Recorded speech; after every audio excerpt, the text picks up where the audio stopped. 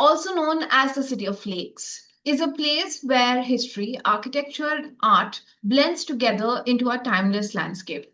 Its shimmering lakes, palaces, narrow lanes, bursting with Mewari traditions have made it one of the most important and iconic tourist destinations.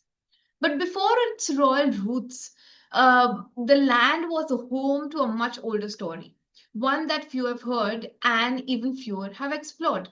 Just beyond the tourist trail, near the great cenotaphs and across the archaeological museum, is an archaeological site of utmost importance. It doesn't attract a lot of crowd, but buried beneath it lies a forgotten legacy of a culture which is over 5,000 years old. This is Ahar, one of the most significant Chalcolithic sites in India. Excavated in 1960s, it revealed a thriving Copper Age or Chalcolithic settlement that coexisted with the Harappans, yet evolved indigenously and independently. The discoveries here gave birth to what we now call the Ahar culture, a distinctive Copper Age Chalcolithic tradition of southeastern Rajasthan. Hello, my name is Disha Aluwalia, and today we will step back from the royal palaces and into the soil of a forgotten city. Ahar, Udaipur's ancient Copper Age settlement and one of the most remarkable untold chapters. The Chalcolithic period or the Copper Age was a bridge between the Neolithic and the Bronze Age. The word comes from the Greek chalkos for copper and lithos for stone. It marks a time when the stone tools coexisted with the early metal technology. In India, the era sort of spanned from 3600 BCE to 1800 BCE. But unlike the Harappan civilization urbanism, Chalcolithic culture were regionally diverse. In Maharashtra, we have Jorve and Malwa cultures. Gujarat has Prabhas. Rajasthan has Ahar, and also Ganeshwar Jodhpura culture. So these regional cultures, they are very diverse, and there are many, many more such regional Chalcolithic cultures in India. Though often overshadowed by the Harappan civilization because of the grandeurs and urbanism, these cultures are actually quite widespread. They're spread across the landscape, across the subcontinent, and even beyond. They are sophisticated and they are very deeply rooted in their environment. Ahar, which was locally known as Dhulpur, sits on the river Ahar, which is a tributary of Banas.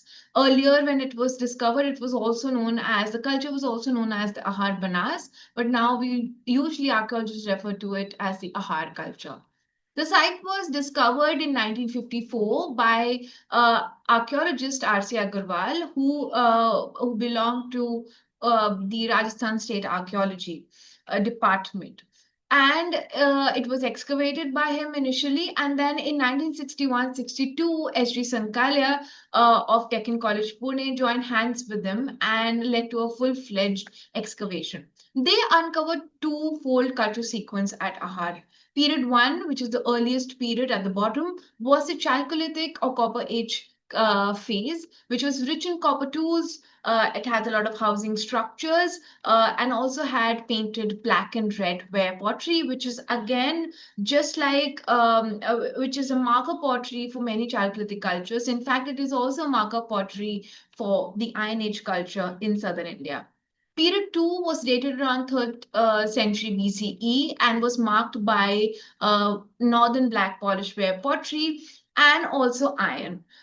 This wasn't just a ruler settlement, it was a cultural center. It was inhabited for centuries. Horizontal excavations really gave a view of how people of Ahar or Aharians lived. Homes would be about 9 meters long. Walls were made up of clay mixed with quartz and cow dung, built atop some stone plinths. Floor were packed or ramped with earth. There were rectangular chulas for cooking were built into the ground. There were also large storage jars which were sunken into the floor. This was a domestic architecture which was planned, functional, and durable. Most remarkably, the people of Ahar were copper smelters.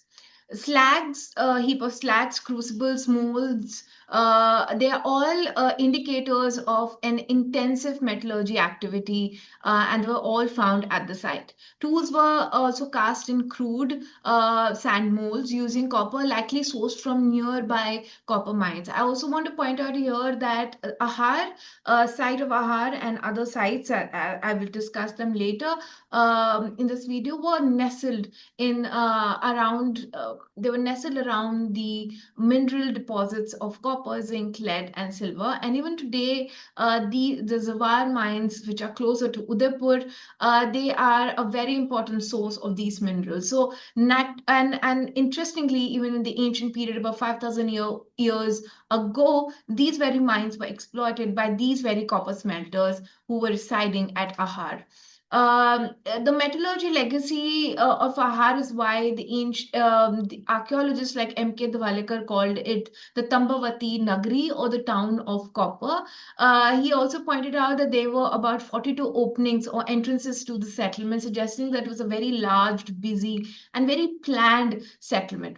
What makes Ahar even more unique, and I have mentioned this earlier, was the black and red ware pottery. It stands out. It was also painted in white. There were different designs like lines, dashed, lettuce designs, etc. They were crafted, decorated, and they were also very symbolic.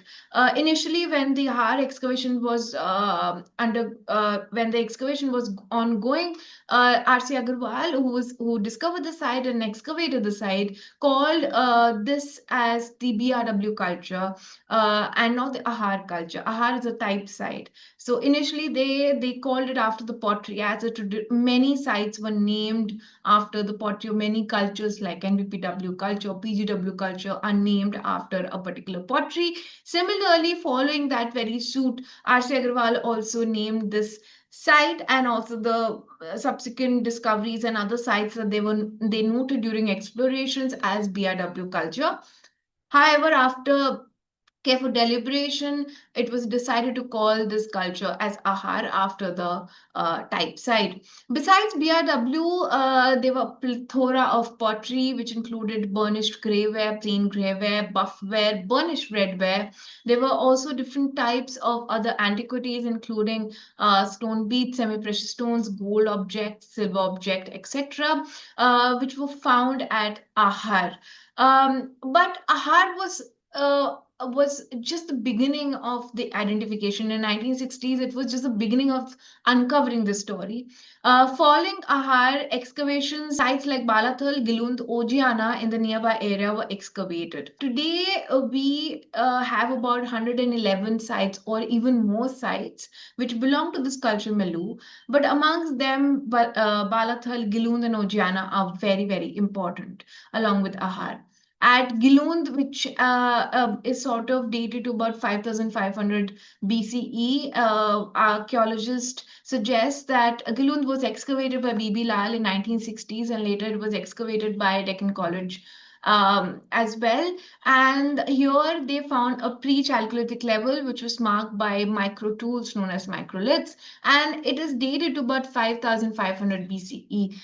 If we look at the broader timeline of the subcontinent, 5500 BCE in Harappan context would be the pre-Harappan phase, such as sites like Kodiji, even the Ravi phase of Harappa.